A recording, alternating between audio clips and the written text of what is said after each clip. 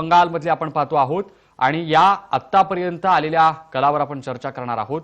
आपल्या सोबत मान्यवर पाहुणे जोडले गेलेले आहेत। बॅनर्जी सर, मी सुरुवातीला तुमच्याकडे येतो। हे आत्तापर्यंत आलेले सगळे कल आपण पाहिलेले आहेत। या सगळ्या परिस्थितीवरती येत्या काळात सुस्पष्ट चित्र आपल्याला पाहायला मिळतंय। आत्तापर्यंत आलेल्या कलाचा अर्थ काय?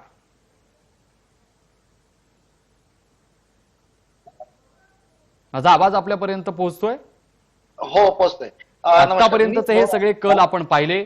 तृणमूल 207, भाजपा 80, काँग्रेस 1 आणि इतर 4, या सगळ्या आकड्यांचा काय अर्थ, काय अन्वयार्थ? ह्या सगळ्या आकड्यांचा अर्थ मी अशी करेन की इथे भाजपचा एक कॉन्सोलिडेशन राज्य स्तरावर झालेला आहे।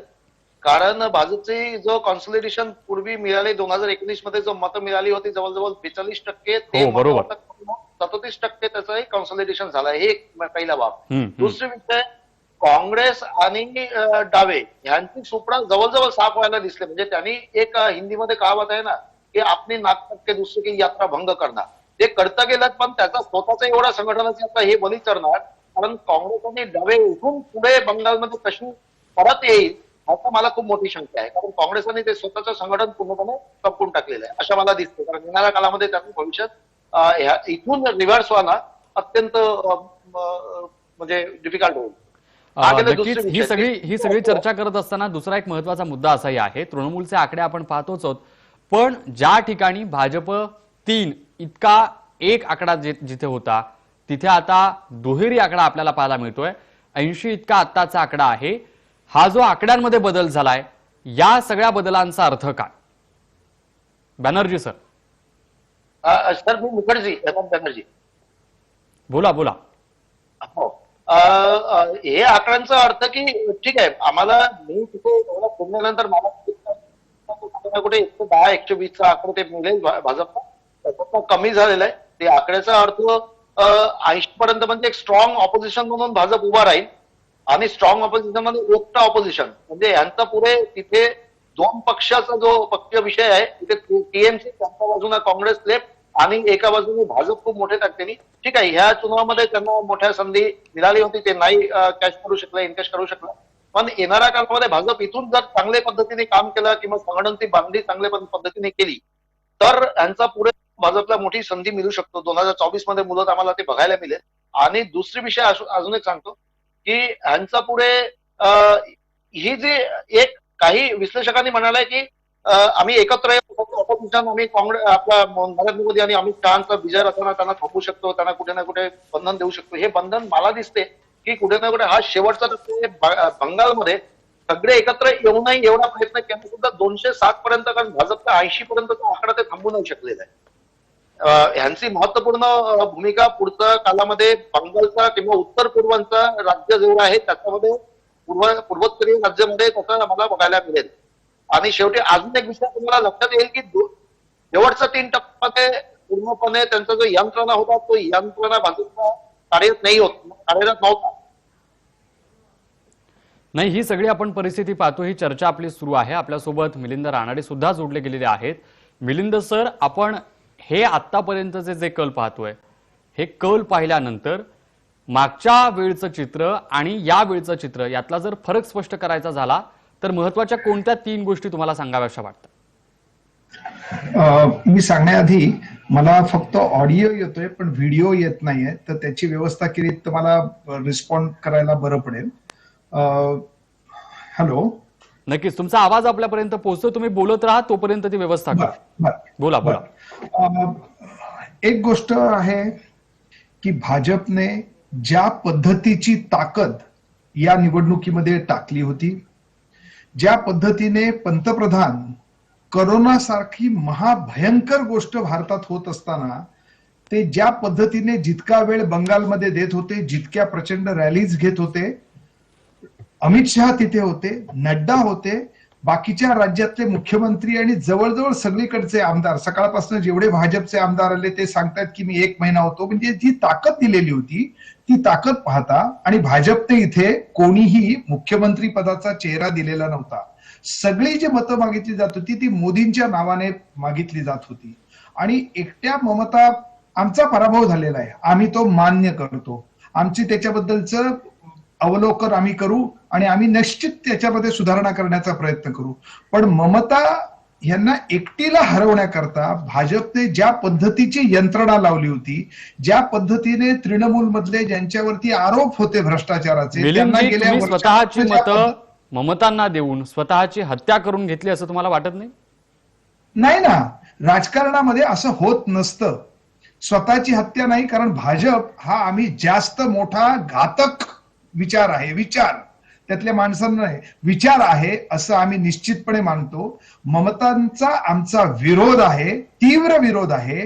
पण भाजप हे जास्त डेंजरस आहेत, कारण त्यांची जी भूमिका आहे ती भूमिका या देशाच्या एकात्मतेकरता, या देशाच्या ऐक्याकरता, विकासाकरता, सामान्य जनतेकरता, कष्टकऱ्यांच्या करता हानिकारक आहे. ते ह्या नवभांडवली विचाराचे प्रवर्तक आहेत आणि म्हणून ते जास्त डेंजरस आहेत. आणि म्हणून आम्हाला असं वाटतं. सोमेनजी, आपलं या सगळ्या म्हणण्यावर प्रतिक्रिया, आपलं उत्तर? माझं उत्तर आहे की नक्षलवाडी जर सिंबॉलिक सीट असेल, परिवर्तनाची लाट बंगालमध्ये जर नक्षलवाडीला मी धरलो, नक्षलवाडी आणि नंदीग्राम हे दोन्ही ठिकाणी भाजप जिंकत आहे. तर ही दोन्ही ठिकाणी भाजप जिंकत आहे म्हणजे आता सध्याची परिस्थितीमुळे नक्षलवाडीमध्ये एकूण कम्युनिस्ट पक्षांना मिळून जवळजवळ 500 मताचाही मत जास्त त्यांना मिळू नाही शकलेला आहे. हा त्यांना लक्षात दिलं पाहिजे. दुसरी गोष्ट म्हणजे गेल्या 6 वर्षात काय झालेलं आहे ते आम्हाला सगळ्यांना माहित आहे. तिथे अपशासनपेक्षाही जास्त म्हणजे भीतीची जर वातावरण होती, तिथे जर कम्युनिस्ट डावी पक्षांनी किंवा काँग्रेसने जर ठोस विरोधकांचा जरी भूमिका मांडली असते तर आता जर बंगालमध्ये जी परिस्थिती आहे ती परिस्थिती निर्माण नाही झाली असती. तुम्हाला एक सांगू इच्छितो मी की आम्ही जवळजवळ एवढ्या ठिकाणी मी फिरल्यानंतर मला एक विषय लक्षात आला की भाजपमध्ये, आपला बंगालमध्ये रोजगाराचा हा खूप मोठा प्रश्न आहे. कारण तिथे शिकलेल्या मुलांना सुद्धा रोजगाराची तिथे 5-6 हजार रुपये पगारमध्ये महिन्यातला त्यांनी लोकांनी काम मागताय की आम्हाला 5-7 हजार रुपये द्या तरी आम्ही काम करायला काही तयार आहोत. अशी परिस्थिती बंगालमध्ये रोजगाराचा खूप मोठा तिथे प्रश्न आहे. ह्याला पुढे घेऊन कम्युनिस्टांनी किंवा डाव्यांनी किंवा काँग्रेसांनी काही ठोस आंदोलन केले मला ते लक्षात येत नाही गेला वर्ष, 2 वर्ष, 5 वर्षामध्ये. म्हणून काँग्रेस कुठे ना कुठे डावे आता बंगालमधून पूर्णपणे संपताय हा मला दिसते. ही सगळी चर्चा पुढे नेत असताना एक महत्वाचा मुद्दा असा, मला असं विचारायचं आहे की डावे आणि काँग्रेस यांनी स्वतःची मतं ममतांकडे वळवली आणि त्याचे हे सगळे परिणाम आहेत का? हे मला विचारताय? हो, तुम्हालाच विचारतोय की ही सगळी जी परिस्थिती आहे, ही परिस्थिती डावे आणि काँग्रेसनं स्वतःची जी मतं आहे ती ममतांकडे वळवली म्हणून पाहायला मिळते का? हे 100% आहे खरं साहेब की कारण आतापर्यंतचा जेवढा तुम्ही इलेक्शन पाहिलं म्हणजे गेल्या 2011 पासून जर आम्ही धरलेलं आहे तर गेल्या 4 टप्प्यात इलेक्शन मध्ये, असेंब्ली इलेक्शन किंवा लोकसभेच्या इलेक्शन मध्ये डावे आणि काँग्रेस त्यांचं मतं कधीही 15%च्या खाली गेले नाही. आता यावेळी फक्त बघायला मिळते की तिथे डावेला 5% ही मतं मिळाले नाही आणि काँग्रेस 3%च्या खाली गेलाय. म्हणजे ही त्यांचा कोर वोट बँक आहे आणि कोर वोट बँकला तुम्ही शिफ्ट करू शकता कारण त्यांचा रेजिमेंटेड पार्टी आहे. रेजिमेंटेड पार्टी स्ट्रॅटेजिक मतदान जेव्हा करतो तेव्हा स्ट्रॅटेजिक मतदान 2-3-5% मतं शिफ्ट करू शकतो. आणि इथे एक पोलरायझेशनचं मतदान होती तिथे आणि रोजगाराच्या विरोधात पण मतदानाचा सुरुवात होता. सुरूच्या 3-4 टप्प्यामध्ये अशी मला देशाला मिळाले होते. पण नंतरच्या गोष्टी ह्या जेव्हा आले तर हे डावे आणि काँग्रेसांनी मिळून तिथे एक बहिरागत वर्सेस बंगाली म्हणजे बंगाली अस्मिता वर्सेस बहिरागत ह्या करून त्यांचा स्वतःचा मतदान त्यांनी शिफ्ट केलेला आहे. हा मला स्पष्टपणे चित्र दिसतंय आजचा ईसीआयचा साईट पाहिल्यानंतर. सोमन सर आपल्यासोबत मिलिंद सर सुद्धा जोडले गेलेले आहेत. मिलिंदजी, तुम्हाला बोलायचं होतं पण त्या दरम्यान त्याला जोडून एक प्रश्न मी असा विचारतो की तुम्ही तुमच्या सगट अर्थात काँग्रेस असेल, डावे असतील यांनी स्वतःची जी मतं आहेत ती वळवली आणि त्या सगळ्यांचे हे परिणाम आहेत. दरम्यान एक महत्वाची बातमी, महत्वाची माहिती पुढे येते. आत्ताच्या या क्षणाची महत्वाची बातमी टेलिव्हिजन स्क्रीनवर आपण पाहतोय. निकालानंतर तृणमूलचे कार्यकर्ते आक्रमक झाल्याचं कळतंय. आत्ताच्या या क्षणाची मोठी बातमी, तृणमूलच्या कार्यकर्त्यांचा भाजप कार्यालयामध्ये घुसण्याचा प्रयत्न. तेव्हा हे सगळे आकडे पुढे येत असताना ही घटना कोलकाता पोलिसांच्या हस्तक्षेपानंतर परिस्थिती नियंत्रणात आलेली आहे. निकालानंतर तृणमूलचे कार्यकर्ते आक्रमक झाल्याचं पाहायला मिळतंय.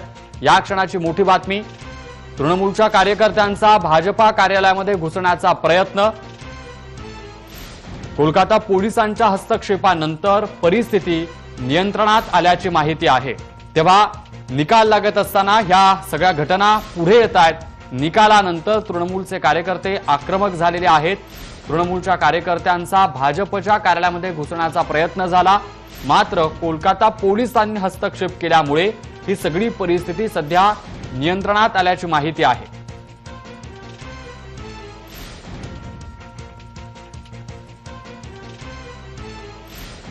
दरम्यान शिवसेनेचे खासदार संजय राऊत यांनी देखील पाठिंबा दर्शवलेला आहे.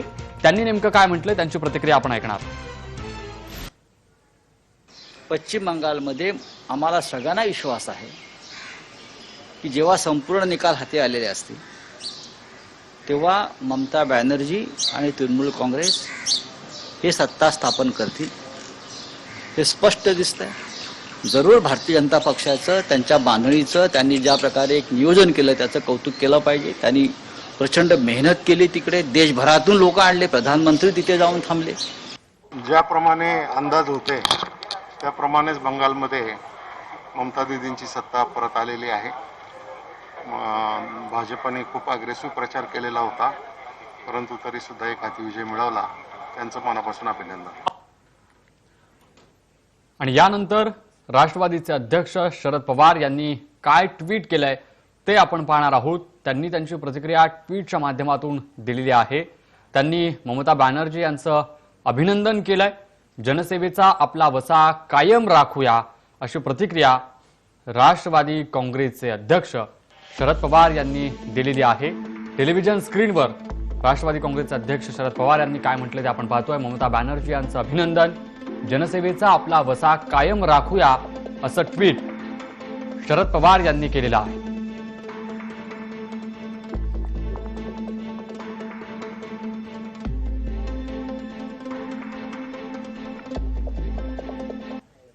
आणि पुन्हा आपण आपल्या चर्चेकडे वळणार आहोत. मिलिंद सर आपल्यासोबत जोडले गेलेले आहेत. मिलिंद सर, मी तुम्हाला असं म्हणत होतो की तुमच्या सकट आपण ही जी परिस्थिती जर पाहिली तर डावे आणि काँग्रेसनं जी स्वतःची मतं ममतांकडे वळवली, डाव्यांनी मोदींपेक्षा ममतांना जवळ केलं, हे असं का करावं लागलं किंवा याच्या पाठीमागचं नेमकं कारण काय होतं? मी मगाशी सांगत होतो त्याचं एक थोडंसं राहिलं तेवढं सांगतो आणि बोला, त्याचं बोला. नक्की उत्तर देतो. बोला. तेव्हा ज्या पद्धतीची ताकद, पैसे आणि सीबीआय, ईडी सारख्या यंत्रणा, जे भ्रष्टाचाराचे आरोप झालेले होते त्यांना एका दिवसात बीजेपी मध्ये आल्यानंतर ज्या पद्धतीने त्यांनी एक वेगळ्या पद्धतीने त्यांना दोषमुक्त केलेलं होतं, हे सगळं पाहता बंगालमध्ये मुख्यमंत्री पदाचा उमेदवार कोण हे बीजेपीने सांगितलेलं नव्हतं. सगळी मतं ही मोदींच्या काम आणि मोदींनी केलेल्या कार्यासाठी मागितली होती. तेव्हा हा जर काय पराभव शेवटपर्यंत असा जसं काय टिकला तर तो मोदींचा पराभव असणार आहे. आणि ममतांनी त्याच्यात खूप मोठी आघाडी घेतली आहे, याच्याबद्दल शंका नाही. बीजेपीची मतं वाढली आहेत, खरं आहे. आता तुम्ही जे म्हणलात की हे आम्ही पक्ष म्हणून डाव्या पक्षांनी हे केलेलं नाही, डाव्या पक्षांनी हे केलेलं नाही, पण मतदारांनी एक त्याच्यातला फरक जाणून घेतला पाहिजे की या देशासाठी मोदी शहा ही फॅसिस्ट पद्धतीची जोडगोळी आहे. हा देशाचा वैचारिक शत्रू नंबर 1 आहे. हे बंगालच्या जनतेने जर काय ओळखलं असेल तर ती चांगली गोष्ट आहे. आम्हाला मतं नाही दिली, आम्ही हा निर्णय घेतलेला नाही, पण जनतेने समजा तुमच्या म्हणण्याप्रमाणे, आता इथे मला दिसत नाही कोण बोलत होते की त्यांनी सांगितलं की तिथल्या लोकांनी मतं दिली, असं जर काय त्यांचं म्हणणं 1 मिनिट ग्राह्य धरलं तर त्याच्यावर माझी प्रतिक्रिया अशी आहे की जनतेने 1 नंबरचा धोका कोणापासून तुमचं सगळं ऐकल्यानंतर एक जनते प्रश्न असा उपस्थित होतो की ही सगळी अशी परिस्थिती निर्माण होण्या इतपत जर तुम्ही या सगळ्या गोष्टींच्या जवळ जाऊन पाहत असाल तर आत्मघातकी होण्या इतपत ही परिस्थिती अशी निर्माण होण्यामागची कारणं काय वाटतात? आणि ही सगळी परिस्थिती निर्माण झाल्यानंतरही तुम्हाला यासोबत पुढे जाण्याची कोणती इच्छा, कोणताही विचार बोलून दाखवावासा वाटत नाही का? आहे ना.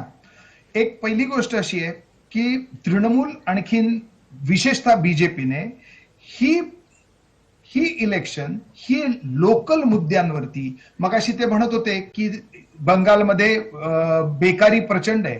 अरे बेकारीच्या बद्दलचं गेल्या लोकसभेमध्ये मोदींनी 2 कोटी रोजगार वर्षाला उत्पन्न करू असं वचन दिलं होतं. काय झालं त्याचं त्यांना विचारा. मगाशी जे बोलत होते ते मला दिसत नाही, त्यांचं नाव दिसत नाही. सोमेनजी, या म्हणण्यावर तुमची प्रतिक्रिया? त्यांना एकच मिनिट आणखीन सांगतो. आणि आज एवढा जर काय विकास होतोय मोदींच्या राज्यात, तर केंद्र सरकारने बेरोजगारांची काय पर्सेंटेज आहे ते सांगणारे आकडे बंद का केले? मिलिंदजी, आपल्याकडे आणि दुसरी वेळेची गोष्ट कमतरता तुम्ही आहे. विचारलं ते आपल्या या हा सगळ्या म्हणण्यावर आत्मघातकी- थोडक्यात एक प्रतिक्रिया. बॅनर्जी सर बोला, आपल्याकडे 30 सेकंद वेळेची मर्यादा आहे.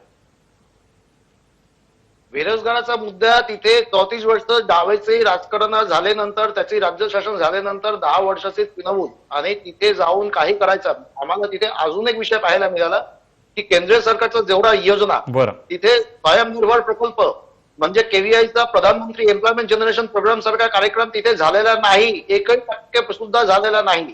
तिथे ज्या केंद्र सरकारतर्फे नियोजन केलेलं राज्यांसाठी, ते राज्यांचा कोणत्याही प्रकारचं नियोजन तिथे केलं गेलं नाही. फक्त ते नियोजन झाले ज्या ठिकाणी तृणमूल स्वतःचा स्टॅम्पिंग केलं म्हणजे करू शकला. फक्त तेच नियोजन तिथे लावलं गेला.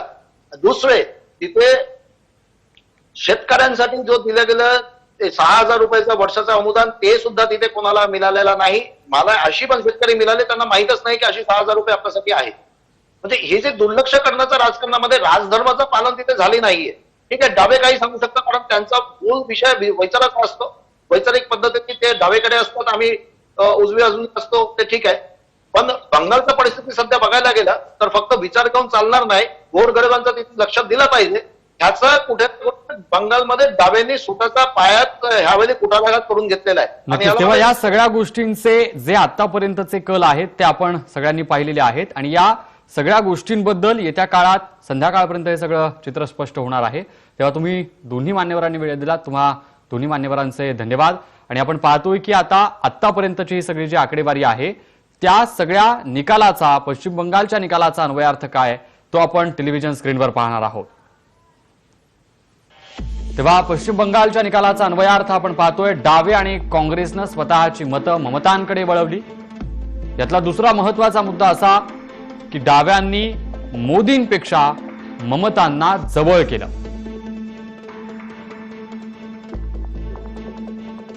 पश्चिम बंगालच्या निकालाचा अन्वयार्थ आपण पाहतोय.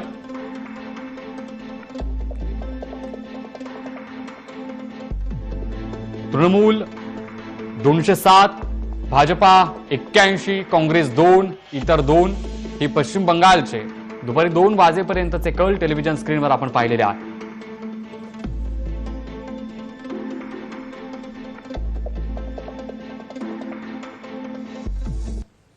तेव्हा रणसंग्राममध्ये वेळ झालेली आहे इथेच थांबण्याची. ताज्या बातम्यांच्या अपडेटसाठी पहा फक्त जय महाराष्ट्र न्यूज.